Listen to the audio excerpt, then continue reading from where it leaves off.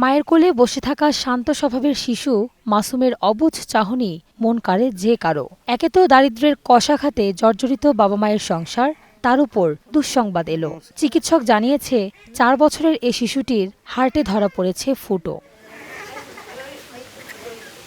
ছোট্ট শিশু মাসুমের চিকিৎসায় যে পরিমাণ অর্থের প্রয়োজন তার যোগান দিতে হিমশিম খাচ্ছেন আব্দুস সালাম ও মাহফুজা দম্পতি।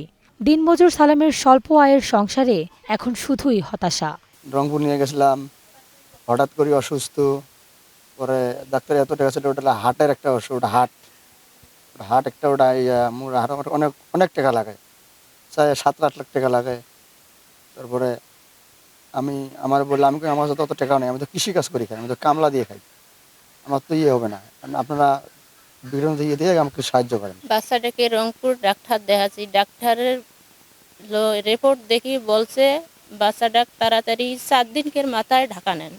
আমরা বলছি আমরা গরিব মানুষ, কোথায় পাবো এত টাকা? টাকার অঙ্ক দিছে 7 লাখ।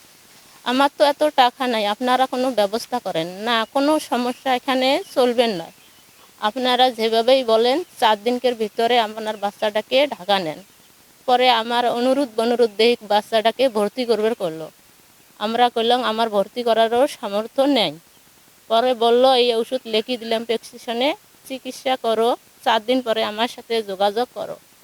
আমি আবারও গেলাম 4 দিন পরে, বাচ্চাটা আবারও ডাক্তার দেখাইলাম, আবারও ওই কেস, বাচ্চাটা তাড়াতাড়ি অপারেশন করা লাগবে, আপনারা তাড়াতাড়ি টাকা ম্যানেজ করে ঢাকা চলে যান। মাসুমের চিকিৎসায় বিত্তবানদের এগিয়ে আসার আহ্বান স্বজনদের।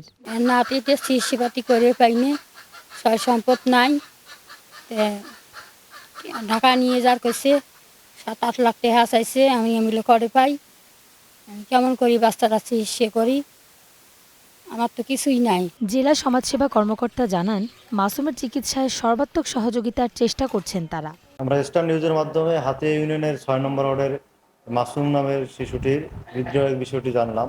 তারা যদি আমাদের কাছে আবেদন করে তাহলে আমরা সর্বোচ্চ চেষ্টা করব নীতিমালা অনুযায়ী যাতে তারা এই সরকারের সুবিধাটা পায়, তার জন্য আমরা সর্বোচ্চ চেষ্টা করব। কুড়িগ্রামের উলিপুর উপজেলার চিরাখাওয়ারপাড় গ্রামের বাসিন্দা আব্দুস সালামের দ্বিতীয় পুত্র মাসুম বিল্লাহ। বেশ কয়েকবার চিকিৎসার জন্য সন্তানকে নিয়ে রংপুর মেডিকেলে যান বাবা মা, তবে আর্থিক সংকটে সেখানে ভর্তি থাকতে পারেননি তারা।